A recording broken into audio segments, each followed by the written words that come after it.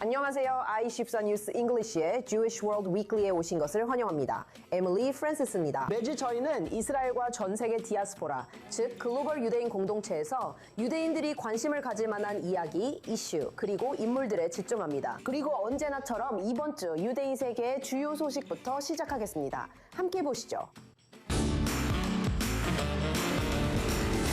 호주의 한 판사가 악명 높은 반유대주의 바이럴 영상의 동영상 증거를 재판에서 사용할 수 없다고 판결했습니다. 그 녹화 영상에는 유니폼을 입은 2명의 간호사가 온라인 영상 채팅 포럼에서 이스라엘 콘텐츠 크리에이터와 대화하며 이스라엘 환자들을 죽일 것이고 이미 죽였다고 말하는 장면이 담겨 있었습니다. 법원은 해당 영상이 동의 없이 부적절하게 획득됐다며 뉴사우스웨일스 법에 따라 증거에서 제외했습니다.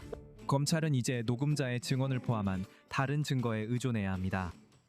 카라카스에서 파괴적인 지진이 발생한 후 이스라엘은 베네수엘라에 구호 임무를 보냈습니다. 비정부기구 이스라에이드가 신속 대응과 정신건강 지원을 위해 긴급팀을 파견했으며 특히 약 500가구의 유대인 이재민 가족들을 위해 지원했습니다. 베네수엘라에서는 수천 명이 숨지고 더 많은 이들이 집을 잃었습니다. 마지막으로 제니스 조플린, 브루스 스프링스틴, 빌리 조엘 등과 함께한 유대인 락앤롤 음반 제작의 거장 클라이브 데이비스가 94세의 나이로 별세했습니다. 그의 파란만장한 경력에는 CBS 레코드로부터 소송을 당한 일과 아들의 바르 미츠바 등 개인적 비용을 위해 수천 달러를 유용했다는 의혹이 포함됩니다. 그는 이후 아리스타 레이블을 설립하고 아레사 프랭클린과 젊은 휘트니 휴스턴과 계약하며 재기에 성공했습니다. 뉴욕시장 조람만 다니의 진보적인 선거운동은 그가 지지한 극좌 민주사회주의자들이 미국 민주당 하원 예비선거에서 압승을 거두면서 더욱 힘을 얻고 있습니다. 2명의 친팔레스타인, 매우 반이스라엘 성향의 후보들이 이제 맨해튼 북부, 브렁크스, 퀸스, 브루클린 일부를 대표할 한 걸음만을 남겨두고 있습니다. 제 보도에서 더 자세히 전해드리겠습니다. 조람만다니 시장이 곁에 선 가운데 다리아우자 아빌라 셰발리에가 뉴욕의 진보운동에서 큰 승리를 거두었습니다. 저는 우리의 미래를 봅니다. 저는 우리 모두가 감당할 수 있는 뉴욕을 봅니다. 저는 I see New York. 뉴욕은 폭탄이 아닌 아기들에게 투사하는 도시입니다. 32세의 그녀는 어퍼 맨해튼과 브렁스를 포함하는 뉴욕 13구의 5선 현역 의원을 물리쳤습니다. 조용히 해주세요. 박사과정 학생인 그녀는 반이스라엘 입장을 전면에 내세웠으며 10월 7일 학살 며칠 후 바로 시위에 참석했고 선거일까지 콜롬비아 대학교 농성에도 계속 참여했습니다. 또한 맘다니는 민주사회주의자의 클레어 발데즈를 지지했으며 그녀는 브루클린과 퀸스 일부를 포함하는 뉴욕 7구 예비선거에서 승리했습니다.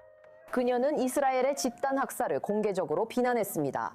맘다니 시장은 유대인 좌파 연방 하원의원 후보인 브래드 랜더와 뉴욕주 하원의원 후보 일라피아 사리투팍도 적극적으로 지지했습니다.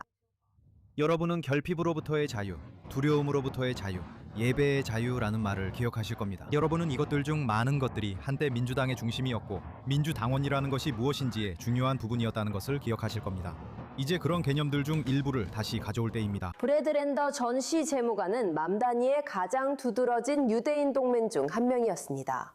그는 로어 맨해튼과 브루클린 일부를 포함하는 뉴욕 10지구 민주당 예비선거 승리를 확정지었습니다. 이 정치의 핵심은 그 누구의 인간성도 타협의 대상이 아니라는 것입니다. 가자지구의 아이들을 죽이기 위해 2,000파운드 폭탄을 보내는 것을 원치 않는 유거자들은 그 누구의 인간성도 타협의 대상으로 삼고 싶어 하지 않으며 우리도 마찬가지입니다. 또한 그는 유대계 현역 재선 의원인 댄 골드만을 이겼습니다.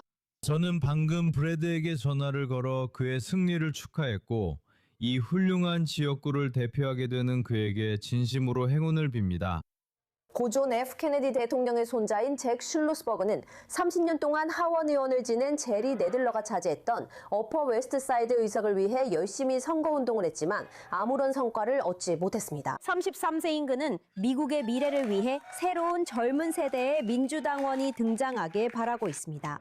우리는 단지 더 젊은 후보들이 필요한 것이 아니라 다른 리더들이 필요합니다. 우리는 다른 정책들이 필요합니다. 우리는 그들의 삶에 대한 다른 통찰력이 필요합니다. 생활비에 대해, 부패에 대해, 그리고 헌법에 대해 두려움 없이 솔직하게 말할 수 있는 사람들이 필요합니다. 독일이 완전히 변하여 유럽에서 이스라엘을 가장 열렬히 지지하는 나라 중 하나가 되면서 뮌헨에는 새로운 홀로코스트 교육센터가 준비되고 있습니다.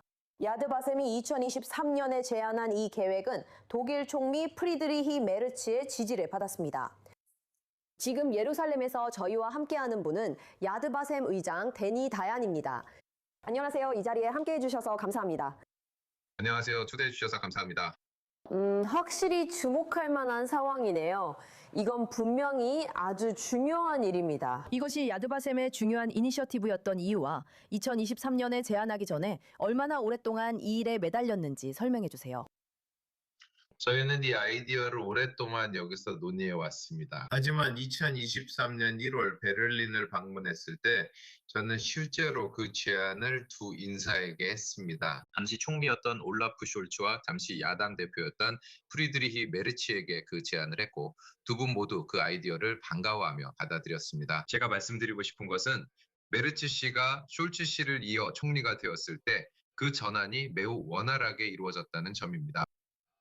우리는 철저한 타당성 조사를 위해 상당한 시간을 할애했습니다. 우리는 몇몇 가능한 위치들을 검토했습니다. 왜냐하면 처음부터 베를린에서는 진행되지 않을 것이란 점이 매우 분명했기 때문입니다. 베를린에는 이미 충분한 홀로코스트 추모 기관들이 있기 때문입니다. 그리고 마침내 우리는 바이에른주 뮌헨에 그것을 위치시키기로 결정했고 작센주 라이프치히에 분관을 두기로 했습니다. 이제 흥미로운 점은 아시겠지만 지금은 그 끔찍한 만행을 저질렀던 사람들의 증손주인 독일인들도 많이 만나게 된다는 거예요. 그리고 적어도 제 경험상 젊은이들이 자신의 조상들을 부끄러워한다는 느낌을 정말로 받게 돼요. 이와 관련해서 독일에서 유대인 교육을 받고 있나요? 그리고 이 교육이 모두를 대상으로 하는 건가요? 아니면 주로 독일에 사는 현지인들을 위한 건가요? 분명하죠. 이 교육은 홀로코스트에 대한 유대인의 관점을 가해자들의 땅에 전하게 될 겁니다. 그리고 이걸 쉽게 말할 방법은 없습니다. 야드바셈은 희생자들을 대표하는 홀로코스트 기관이고 독일은 가해자들의 땅입니다. 하지만 있잖아요. 당신은 중조부나 고조부에 대해 이야기했죠. 저에게는 이것을 말하는 것이 중요하고 저는 항상 독일 당국에도 그렇게 말합니다. 오늘날 독일은 다민족 다문화 사회입니다. 하지만 독일 시민권을 갖게 된다면 그와 함께 일정한 가치관, 책무, 의무, 그리고 지식이 따라와야 합니다. 그것은 당신의 할아버지가 2차 세계대전 쇼와 당시 어디에 있었는지와는 상관없는 일입니다. 그리고 뮌헨에 있는 이츠하크 라빈 센터와 그 확장 시설인 라이프치히 센터는 독일 전역은 물론이고 아마도 인접 국가들에도 서비스를 제공할 것입니다. 이 센터는 특히 학생들, 젊은 학생들, 고등학생과 대학생들을 위해 특별히 설계될 것이며 독일의 일반 대중을 위해서도 마련될 것입니다. 그리고 이제 아시다시피 아직 살아계신 생존자들의 수가 점점 줄어들고 있습니다. 그것도 이 계획의 한 부분인가요? 남아있는 홀로코스트 생존자들이 참여하거나 방문해서 강연을 하는 것도 포함되나요? 그것이 교육센터의 목표 중 하나인가요? 아니요, 꼭 그렇지는 않습니다. 안타깝게도 하지만 불가피하게도 몇 년 안에는 그렇게 될 것입니다. 정확히 몇 명인지는 모르겠지만 우리는 세대 교체의 기로에 서 있습니다. 오늘 태어나는 아이들은 우리가 들었던 생존자들의 이야기를 직접 들을 특권을 누리지 못할 것입니다. 그래서 오히려 우리는 증언자 이후의 시대를 준비하고 있다고 말하고 싶습니다. 우리는 그 문턱에 서 있습니다. 그래서 이것은 생존자의 이야기를 직접 들을 특권이 없는 젊은 세대들과 소통하기 위한 우리의 방법 중 하나가 될 것입니다. 생존자의 이야기를 듣는 것은 우리 모두가 홀로코스트에 대해 배우는 데 있어서 중요한 경험이었습니다. 마치 다리 위에 서서 한쪽은 우리 앞, 다른 한쪽은 아우슈비츠에 있는 것 같습니다. 그런 직접적인 만남을 정확히 대체할 수 있는 것은 아무것도 없습니다. 하지만 새로운 교육센터에서 여기서 우리가 하는 것처럼 예루살렘의 야드바셈에서도 우리는 생존자들을 만날 수 있는 특권이 사라진 현실을 보완할 방법을 찾고 있습니다. 그리고 마지막으로 말씀드리고 싶은 게 있는데요. 이런 일에는 반발도 따릅니다. 비판하는 사람들도 있었어요. 이런 이니셔티브를 정부와 분리할 수 없다고 말하는 사람들이 있는데 그게 언론에 보도되기도 했죠. 이에 대해 어떻게 생각하세요? 이에 대한 당신의 답변은 무엇인가요? 글쎄, 그건 어느 정도 무지를 드러내는 겁니다. 야드바셈은 이스라엘 정부 기관이 아니라 국가기관입니다. 정부의 기관이 아니라 국가의 기관이죠. 저는 오히려 그렇게 말씀드릴 수 있습니다. 야드바셈은 이스라엘 국가뿐만 아니라 유대인 전체의 기관입니다. 저희는 완전히 독립적인 기관이며 정부로부터 지시나 명령, 정책 브리핑을 받지 않습니다. 저희는 100% 역사적 정확성과 홀로코스트를 역사적으로 정확하게 기억하는 일에 전념하고 있습니다. 그리고 야드바셈과 이스라엘 정부 사이에 정책상의 불일치가 있었던 경우가 무수히 많았습니다. 이스라엘 국가의 필요나 정책과 역사적 정확성 사이에 불일치가 있을 때마다 저희는 항상 그리고 앞으로도 역사적 정확성의 편에 설 것입니다. 알겠습니다. 야드바셈의 의장 데니 디안님 정말 감사합니다. 감사합니다. 소셜미디어, 즉 X, 인스타그램, 틱톡을 사용하신다면 피드에서 고의라는 단어의 사용이 증가한 것을 보셨을 수도 있습니다. 이 단어는 오랫동안 유대인들이 비유대인을 지칭할 때 사용해왔지만 이제는 극우 온라인 커뮤니티에서 수천 년 된 반유대주의적 고정관념을 퍼뜨리는 표현으로 탈취되었습니다. 저희 조 브라운이 더 자세히 전해드립니다. 고임들이 알기 전에 당신께 말해야 하고 우리는 막아야 합니다. 그리고 극우 세력은 고임이라는 용어에 집착하고 있으며 어떻게든 새로운 방식으로 반유대주의를 드러내고 있습니다. 지난 1년간 온라인에서 고이라는 단어 사용이 늘었습니다. 이 단어는 유대인이 아닌 사람을 뜻하는 이디시어입니다. 또한 고이카체, 고이슬롭 같은 변형 표현도 봤을 겁니다. 한 명예훼손연맹은 이번 주 뉴욕타임즈가 고이슬롭 관련 기사를 쓴 것을 비판했습니다. 이들은 뉴욕타임즈가 반유대주의적 소수 온라인 용어를 주류로 확산시키고 있다고 주장했습니다. 하지만 유대인들이 비유대인을 가리킬 때 쓰는 용어가 어떻게 반유대주의적일 수 있나요? 한마디로 맥락입니다. 우선 이 영상을 보고 있는 모든 고임 여러분께 말씀드리자면 이 단어는 유대인들 사이에서 흔히 쓰이는 말이 아닙니다. 우리가 이 단어를 쓴다면 대개 농담조로 사용하는 것입니다. 최근 몇 달 사이 이 단어가 유명해진 여러 이유 중 하나는 유대인 제프리 앱스타인이 자신의 이름을 딴 파일에서 이를 언급했기 때문입니다. 이제 저는 제프리 앱스타인을 옹호하는 사람이 되고 싶지는 않습니다. 하지만 그는 분명히 농담을 하고 있었습니다. 그러나 그의 발언은 이 용어를 반유대주의 암호로 사용하게 했고 유대인이 우월하고 세상을 지배하며 비유대인을 꼭두각시로 이용한다는 인식을 강화했습니다. 이것은 결코 새로운 현상이 아닙니다. 고임이 알아챘다 막아라와 같은 밈들은 수년간 극우 포럼에서 흔히 사용되어 왔습니다.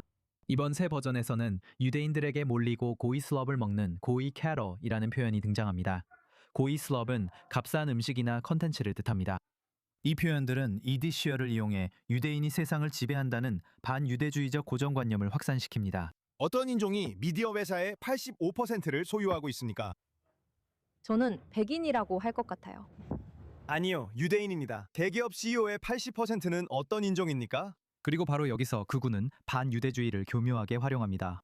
그들은 그것을 아이러니와 밈, 내부 농담 등 여러 겹으로 숨깁니다. 의도적으로 경계를 흐리면 알아차리기 어렵고 이런 용어들이 Z세대와 늘 온라인에 붙어 사는 사람들의 어휘에 스며듭니다. 뉴욕타임스 기사에서 ADL이 이 문제에 집착했다고 했고 15살 고등학생의 말을 인용했습니다. 그 학생은 학년의 약 70%가 그 표현을 알지만 유대인과 연관이 있을 수 있다는 정도로만 막연히 안다고 말했습니다. 하지만 어쨌든 밈이라서 그렇게 말합니다. 이것은 극우 세력이 10년 넘게 써온 전략입니다. 노골적으로 반유대주의적인 태도를 보이지만 그것을 농담 속에 숨기는 것이죠. 그래서 누군가가 그걸 지적하면 그냥 농담일 뿐이라고 하면서 넘길 수 있습니다. 그러면 그게 내부 농담이 되고 결국 지금 우리가 있는 이 상황까지 오게 된 겁니다. 그렇다면 우리는 이 문제에 대해 무엇을 할 수 있을까요? 솔직히 말해서 아무것도 없습니다. 우리가 그들에게 멈추라고 말하고 그것이 우리에게 상처가 된다고 보여주면 오히려 그들은 더 심하게 할 것입니다. 우리가 그것을 무시하면 오히려 그것이 더 커지고 반유대주의가 우리 사회에 더 깊이 스며들게 될 것입니다. 우리가 할 수 있는 유일한 일은 우리가 가장 잘하는 일을 하는 것입니다. 비유대인들을 계속 통제하세요. 좋아요. 이제 주제를 바꿔볼게요. 세계에서 가장 작은 종교 공동체 중 하나인 사마리아인들이 최근 샤부옷 명절을 기념했어요. 이 고대 의식에는 밤기도와 해뜰 모력, 신성한 그리심산 정상까지 오르는 장관이 포함됩니다. 그들의 축하 행사에서 찍은 이 멋진 사진들을 한번 보세요.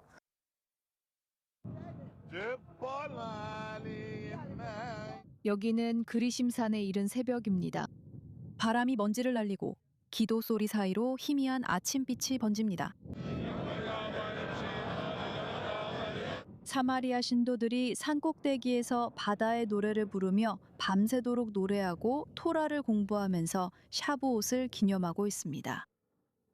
기도는 요르단강 서안 키리앗 루자 마을의 시나고그에서 자정에 시작되었고 신도들은 산꼭대기로 향하는 도보 순례를 시작하며 오직 기도할 때만 멈췄습니다. 그리고 사마리아인들이 아브라함이 시험을 받았다고 믿는 신성한 장소이자 여호수아가 돌제단을 세운 곳에 도착합니다.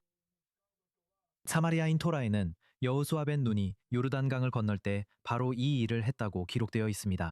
그는 즉시 그리심산에 제단을 쌓고 12개의 돌을 정해진 자리에 놓았습니다. 이것은 고대의 의식입니다. 고고학적 증거에 따르면 사마리아인들은 최소 2500년 동안 그리심산에서 샤부옷 순례에 참여해 왔습니다. 주류 유대교 전통과 달리 사마리아인들은 안식일 다음 날부터 50일을 세라는 성경의 지시를 문자 그대로 일요일로 해석합니다. 그들의 축제는 일주일 동안 계속되며 밤새 기도와 의식이 이어집니다. 사마리아인 공동체는 사실 자체의 언어, 깃발, 역사를 가진 하나의 민족 전체의 후손입니다. 이는 모든 민족과 국가가 정의되는 방식과 같습니다. 그리고 우리의 계명은 불씨를 지키고 횃불을 세대에서 세대로 전하는 것입니다. 저 역시 제 자녀들과 손주들에게도 그렇게 전하고 있습니다. 저는 126대째이고 제 자녀들은 127대째입니다. 그리고 제 손주들은 이 나라에서 128대째입니다. 메나셰 자드카는 이스라엘 사마리아인 공동체를 이루는 네 가족 중 한 가족에 속해 있습니다. 우리는 사실 한때 200만 명에 달했지만 지금은 세계에서 가장 작은 공동체입니다. 하지만 이곳을 지나간 모든 제국들과 이스라엘 땅에서 이스라엘 민족에게 닥친 모든 전쟁들은 사마리아인 공동체에도 피해를 입혔습니다. 우리는 인구가 100명 조금 넘는 최저점까지 떨어졌습니다. 그리고 신께 감사하게도 21세기 초인 오늘날 우리는 905명으로 이루어진 공동체가 되었습니다. 사마리아인의 샤부옷은 연중 3번 있는 순례 축제 중 하나로 공동체 전체가 산에 올라가 기도해야 합니다. 좋아요. 지금은 미국 독립기념일이 있는 주이고 올해는 미국이 250번째 생일을 맞이하는 해라서 이 휴일이 더욱 의미가 있습니다. 그리고 올해 미국에 정치적으로 상당한 분열이 있긴 하지만 미국 독립기념일은 여전히 가족과 친구들이 모여 불꽃놀이와 전통적인 미국 소울푸드를 즐기며 보내는 명절입니다. 그리고 이스라엘에 사는 우리 같은 외국인들에게도 이 명절은 입맛을 자극하는 날이에요.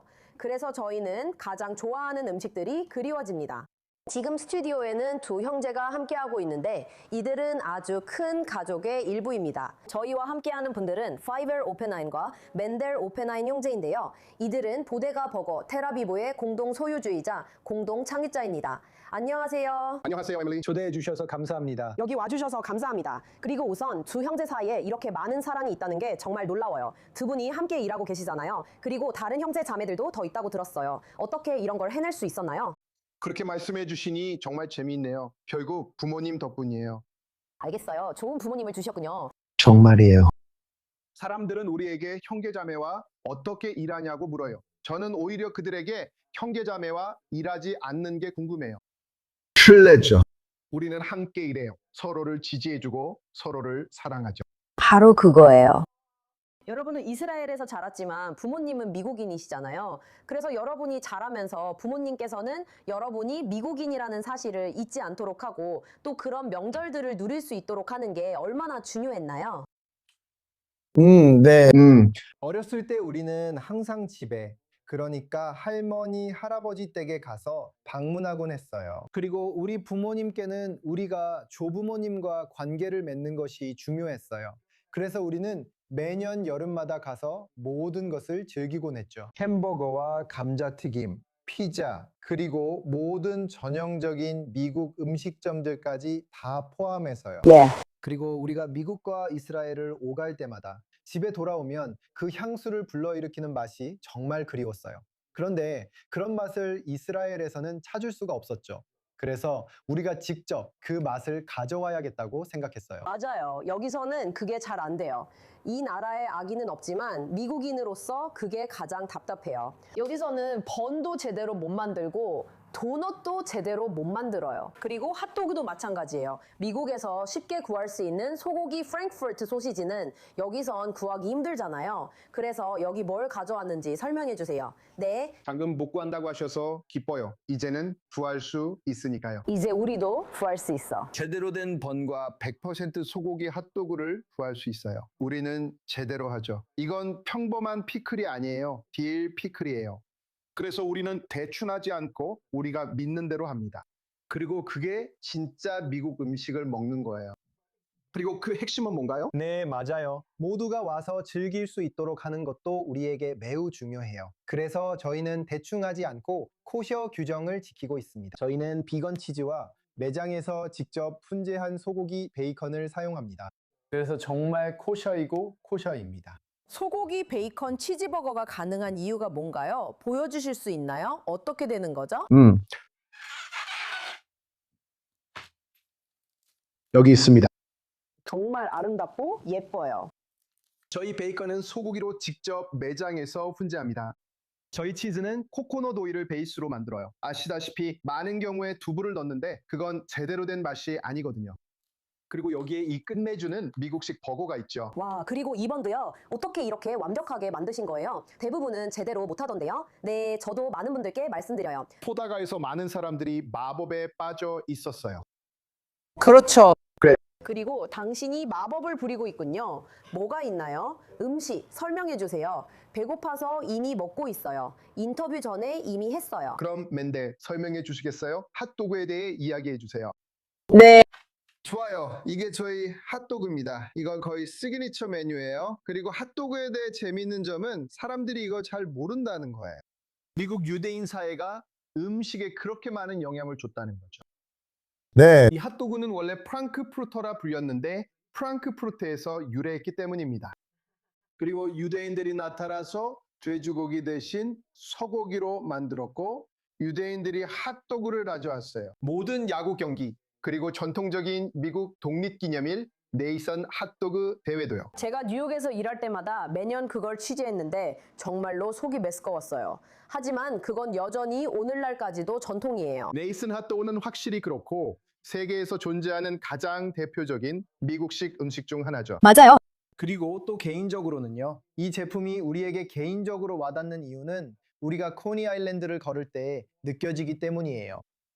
교통이 복잡해지기 전인 1930년대와 40년대 우리 할아버지가 자전거를 타고 해변에 가셨던 이야기들 모든 것이 시작되기 전의 이야기들이죠. 이것이 그의 좋았던 시절이었죠. 네, 맞아요. 지금 여러분이 보고 있는 이 사진이 바로 제 증조 할아버지입니다. 1929년 뉴욕 소호에서 찍은 거예요. 자세히 보면 메뉴판에 프랑크푸르터가 있는 걸 볼 수 있어요. 그때 이미 직접 프랑크푸르터를 만들고 계셨던 거죠. 이제 우리는 이스라엘에 와 있어요. 멋지죠? 오랜 세월이 흐른 뒤에요. 핫도그를 만들고 있었죠. 그 부동산을 계속 갖고 있었다면 세상에 맙소사나 나도 잘 모르겠어. 아무도 소호가 나중에 그러니까 정말 한 세기 후에 어떻게 될지 몰랐지. 알겠어요. 이제 버거도 설명해 주세요. 이 모든 게 사랑과 비밀 레시피로 만들어진 거잖아요. 비밀을 공개하지 않는 빅맥 같아요. 비밀 소스 레시피는 우리가 맛있게 즐기기만 하고 어떻게 만드는지는 모르는 거죠. 맞아요. 하지만 또 한 가지 알아두셔야 할 점은 저희 보데가에서는 스매시 버거를 만든다는 거예요. 저희가 스매시버거만 만드는 이유는 그게 저희의 추억이기 때문입니다. 저희는 그 얘기를 늘 하곤 했죠. 미국에 가기도 했고 제 아버지도 오랫동안 IT 업계에서 일하셨습니다. 믿기 힘들겠지만 쉐이크쉑이 정말 인기를 끌었을 때 아버지는 비행기로 쉐이크쉑을 사오시곤 하셨어요. 터미널 3에 쉐이크쉑이 있었거든요. 그래서 비행기를 타고 쉐이크쉑을 드시러 가셨죠. JFK 공항에서요. JFK 가방에 또 가방을 들고 그리고 셀 수 없이 많은 핫도그 번도 들고 여분의 가방도 있으니까 그것도 챙겨야 해. 알겠지? 그리고 시간이 다 되기 전에 치킨도 샀어. 닥터페퍼 민트도 샀고. 누가 알았겠어. 그냥 닥터를 축하하는 거야. 페퍼의 생일을 아마 4월이었던 것 같아. 이거 얼마나 오래됐지? 그걸 위해서. 125년 정도 됐을 거야. 와, 그렇구나. 우리는 생일 파티도 열었고 정말 즐거운 시간을 보냈어. 정말 멋지네요. 고마워요. 그리고 저도요. 4일에도 영업하시나요?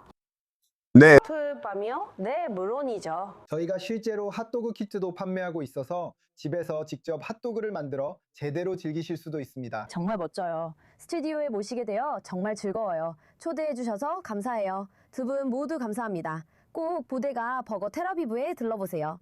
위치가 어디인가요? 할리 씨가 14개를 샀어요. 여러분 모두 정말 감사해요. 빨리 먹고 싶지만 카메라 앞에서는 안 먹을 거예요. 예전에 먹다가 옷에 일이 생긴 적이 있거든요. 유대인 월드 위클리를 시청해주셔서 모두 감사합니다. 저는 에밀리 프랜시스입니다. 미국 독립기념일과 미국 250주년 축하합니다.